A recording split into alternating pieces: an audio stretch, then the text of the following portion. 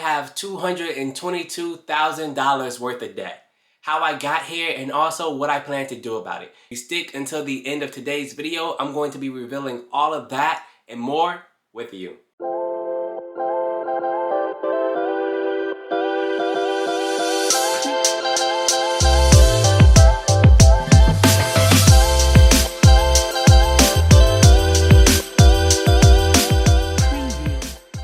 What is up, and welcome back to the channel. If you have not yet met me, my name is Javon, and this is the place where we talk about finances, investing, and everything in between. Today, we are going to be talking about debt. When most people think about debt, they usually do so in a one-dimensional type of way. And what I mean by one-dimensional is that most people think of debt as owing somebody something, and that something that you owe that somebody is usually money. Now, owing anyone is not really a good feeling as an overall, so when it comes to debt, most people usually tell you that it's something that you should avoid. Well, today I want to take a closer look into debt to see if it is something that we should sometimes pursue instead of just avoiding always. So get comfortable, smash that like button down below to show this channel some support, and without further ado, we can go ahead and dive into the content. Now, most Americans are already familiar with debt in some type of way. In fact, if you have a car, went to college, have any type of credit cards,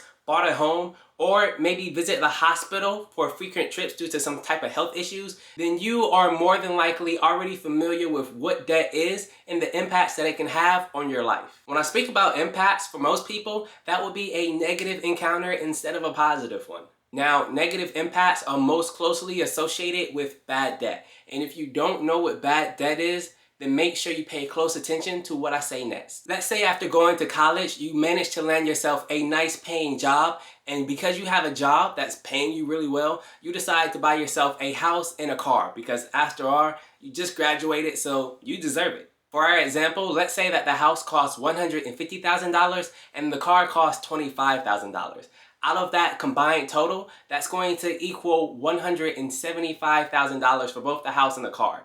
You personally only pay $15,000 of your own money and finance the rest through some type of bank. Now, because you finance the rest, you are immediately indebted $160,000 to the bank for both your house and your car. Let's say the car note, car insurance, and also the mortgage for the house, property taxes, and all that is going to cost you roughly $1,500 every single month, which isn't too far off the mark when you consider that car insurance is usually higher for younger individuals who are out there on their own, and also interest rates are going to be higher as well, considering young people have not had enough time to establish credit depending on when they decide to embark on that journey. Now, with this newfound job that you got, you can definitely comfortably afford this house and this car that you bought, but even though you can afford it, the house and the car combined are still considered bad debt.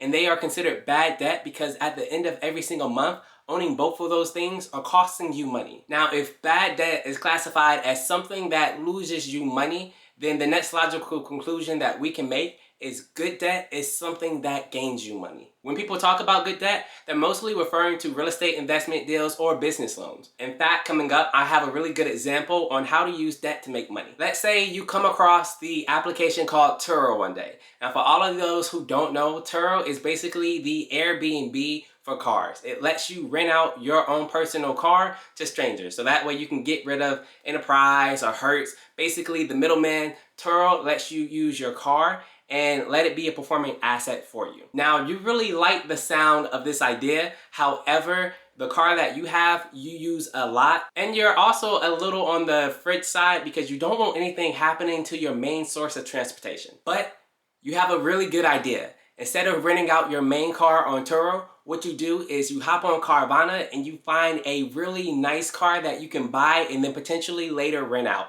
And in your head, you logic that the nicer the car, the more likely it is going to be rented out, and also the more you can charge for it. So you're on Carvana and you find a really nice decked out car, but it's going to cost you $600 a month for the car note. You combine that with an insurance of roughly around $200 every single month, let's say, and that's going to put you at $800 every single month just to own the car. Now, since you got yourself a nicer car, let's estimate being able to rent it out for $100 a month on Turo when we see it compared to the other type of cars and what they're renting to.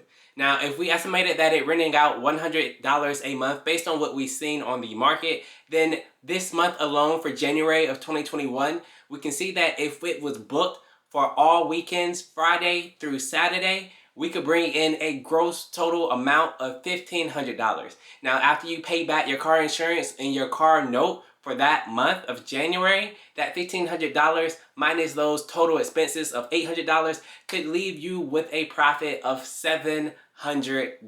Now, the example that I listed does not show the cost of doing business or some of the other expenses that you may rack up along the way, but it does a phenomenal job of showing you how you can use debt to make you money instead of losing you money. So there you have it. Now we have a simple understanding of what good debt is compared to what bad debt is. Good debt is anything that makes you money even though you borrowed money to own it. And bad debt can be classified as anything that you borrowed money to own and lose money to keep.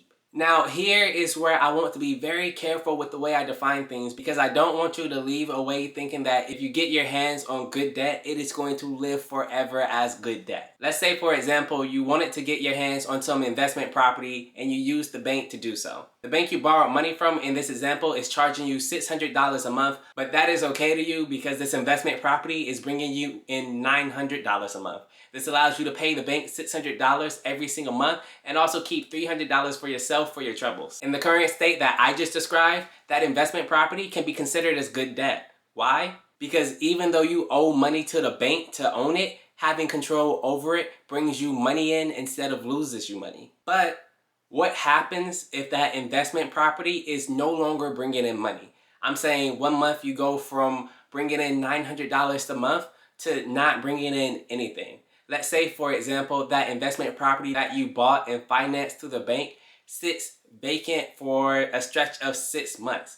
In that 6-month time period, is it still good debt or can you classify it as bad debt? Depends. I would answer that and say that I would classify it as bad debt, and here's why. During the 6-month time period that your investment property is sitting vacant, it is losing you money instead of bringing you in more revenue.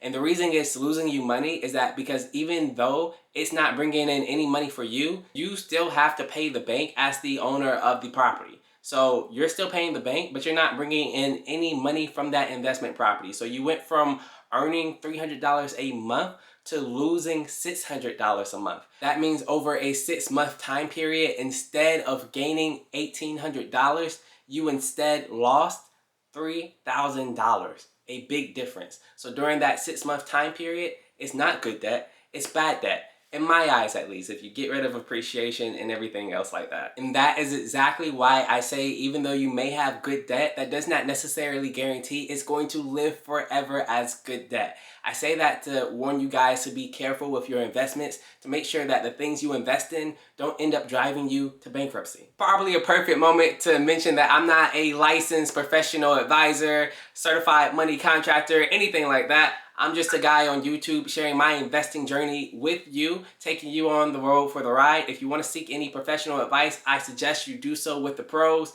Don't sue me, bro. Alright, so now that you know what good debt is compared to what bad debt is, let's talk about my debt. In the beginning of this video, I mentioned that I have $222,000 worth of debt in my name. The thing is, I don't have any credit card bills, student loan bills, car notes, hospital bills or anything like that. Instead, the debt that I have is all due to my rental portfolio. My main house that I live in, that I'm currently shooting inside of, can be classified as bad debt because even though I house hack it, my expenses are more than what I'm currently bringing in. My second rental property that I bought recently, that can be classified as good debt because the money that I'm making from it is going to be more than the money that I have to spend to keep it. Now, if you're personally curious about how I got my second investment property from start to finish, I made a playlist that I'm going to link above for you guys to follow and down below in the description as well, in case you happen to be watching this from your mobile device. I made that playlist just for beginners, showing my whole process as a beginner to get into the game. Hopefully, it can teach you a little something about real estate from a beginner's point of view. So yeah, I have $222,000 worth of debt with both houses combined. And what do I plan to do about that? The answer is simple. I plan to go further into debt. In fact, if I'm being honest, if I could go into $1 million worth of debt today, I probably would, no hesitation. Now, that probably sounds stupid to you or really surprising to other people because honestly, all of our lives, we have probably been told that debt is something that we should avoid at all costs. But don't get me wrong though, the type of debt that I want to get myself into is what I consider good debt, not bad debt. This means that I'm not out here trying to buy the latest and greatest cars or stuff my closet with shoes to impress people that I rarely see. Instead, I'm hoping to invest in property and use my profits from that to achieve my ultimate goal of financial freedom. And in all honesty, financial freedom is the reason that I started this channel.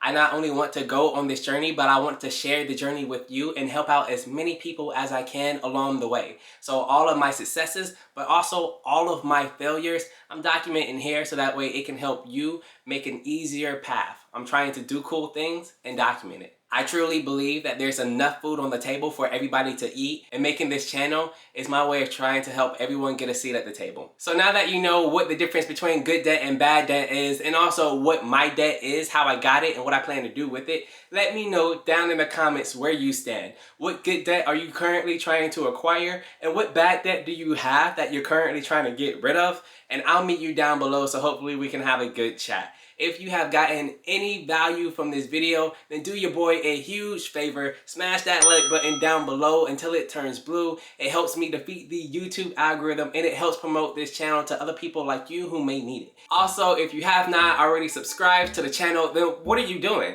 Hurry up, join the family, hit that notification down there as well so that way you never miss a video when I post it. Now with all that being said, I'm going to have to leave you guys with a peace, love, and happiness.